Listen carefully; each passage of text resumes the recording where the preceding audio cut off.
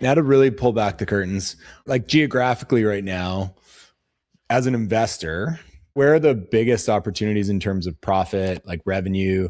Is there a market that's not being serviced properly? Because I feel like 6, 7 years ago, you could just throw a dart and make money, and everyone was just, swimming in cash with Airbnb. It was like the thing. And then everyone got absolutely crushed the last couple of years. There's got to be some future opportunities kind of on the horizon. So I like these 17 buildings that are now exempt, of course, because, if there's few restrictions on them, that's a huge portion of the battle. For example, if you have like a night restriction, you're sort of at a handicap in terms of what you can generate, right? So first of all, I like the buildings that are that are properly fully exempt with 2 night mins. This is a tough question for me to answer because it's very much listing by listing, right? It comes down to the amenities that the property has. Does it have, say, a hot tub or a sauna that it can differentiate itself with? Does it have access to the lake? Or if it's on a mountain, is it ski in, ski out? Like, all of these small things are super nuanced, but it makes a big difference when it comes to short-term rental data. So rather than giving you one place that I would park my money in, I would say instead that before I ever make an investment like this, I would really look at the comps and look at the amenities and the location of each one. If this building has, for example, like a shared hot tub, what percentage increase does that give me versus this other one that I like that doesn't, but it's maybe closer to the lake? So those are all things that we look at. I can see like the amenity that brings in the most percentage increase of the rental value. So for example, right now I can tell you that in the Okanagan, the amenity that will make the biggest impact on your short-term rental is a hot tub. So it's not a secret. A lot of people like hot tubs. In terms of the numbers, like the data that I can see, if we compare properties that don't have a hot tub versus have a hot tub, it's about a 50% increase. Crazy. That being said, when we look at the properties that can have a hot tub, it's naturally, probably going to be a bigger unit. It'll have, maybe more things to do. So it'll have, a higher rate attached to it already. But still, even just with the numbers I'm seeing, like it's still pretty significant. This is the Okanagan that I'm seeing. So whether it's on a ski hill or in Kelowna, even in Kelowna, if you add a hot tub, it makes it a lot easier to rent it out in the winter, right? Because now people have, something to keep themselves busy. Are you talking like a hot tub in the strata unit that you're in, or like a hot tub on the deck? Sort of on the deck. Okay. I had some developers ask me about my opinion because they wanted to optimize their space for short-term rentals. The first thing that you want to look at if you want to have an optimal ROI on your rental is to optimize for occupancy. If your property can hold, more people, optimize for that. If you can fit 2 bunk beds instead of just 1 in a room, optimize for that, because the larger the group, of course, the larger the rate. So that's like the number one thing. For example, if you can get a 2-bedroom to like 8 people where there's, 4 in one room, 2 on a queen bed or a king bed, and then a pull-out couch, if the square footage permits that, and, it's not crammed or anything, I always, recommend that, number one. Okay. Number 2 is the amenities that you have. And so this developer was asking me about, what they should do for amenities. And I told them, first of all, optimize for occupancy. And then I said, if you can't put a hot tub on each deck, because they were thinking of doing that, at least have one shared that they have like on the rooftop. That way you can still advertise it in the listing, right? So people are seeing it and it's still catching eyeballs. It might not have as much of a percentage increase on the revenue because it's shared, but it's still huge in terms of like the impact it can have on the performance. Nice. Interesting. I find even like us as a family or going to book overseas somewhere, like you look for those amenities, even if you like when you get there, sometimes you don't even use them like that frequently, right? Yeah. It's not like you're just like wasting money to be like, oh, we're going to get a hot tub. But if there's 2 listings and one's $20 more a night and it has like access to a hot tub, you're just, going to go that direction. And like, you might not even use it because, your calendar books up with other things you're doing traveling. Exactly. Yeah. Optimizing the bedrooms is a good one. You pointed out there, you kind of want to have that balance. You obviously don't want to like cram people into it and make it like a ski bum style place. But yeah, how's Silver Star been doing? Because they weren't impacted like any ski resort. I can't remember. It was less than 10,000 population designated a resort or whatever the stipulation was.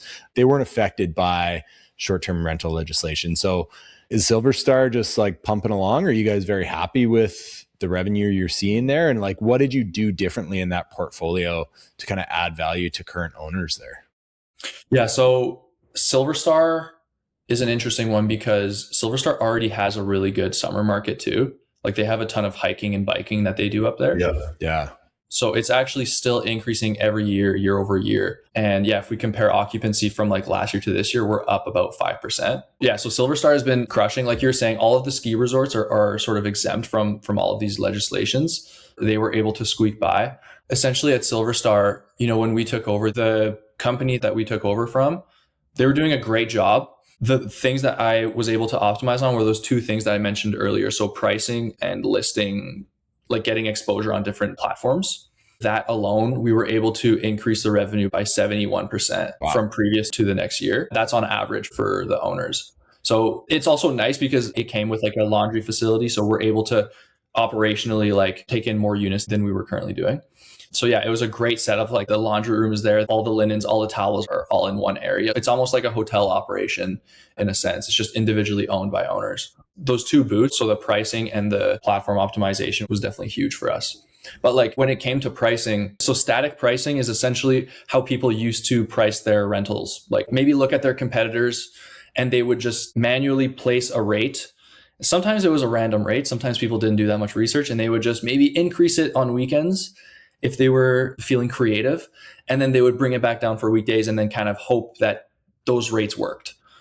And you're kind of going in blind. Maybe you're looking at your neighbor and you're just kind of copying his rates. The problem with this method is, what if your neighbor is not getting any bookings? What if he's priced way too high?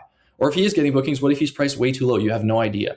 So the reason that we don't do this is because we now have access to data for every single market, right? So we can see not only what people are listing their price as, but what it's actually getting booked at, right? So I don't necessarily care what your listing is saying per night. I only care about what it's actually getting booked at, right? I mean, we have 3 different softwares that we use for pricing and data for this stuff.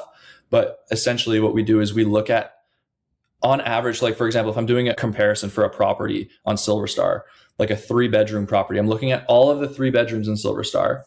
What are their average daily rates? What's their occupancy? And I'm looking at all of this, that it's actually getting booked, as opposed to just looking at a listing, clicking on one night and being like, what is the price?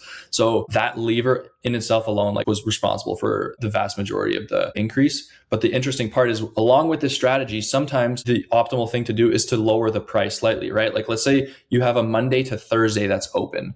If you leave your price the same as it was before, it might not get booked, right? The odds are lower that it will get booked. So we have to lower the price in order to get these last minute bookings and to fill those gaps.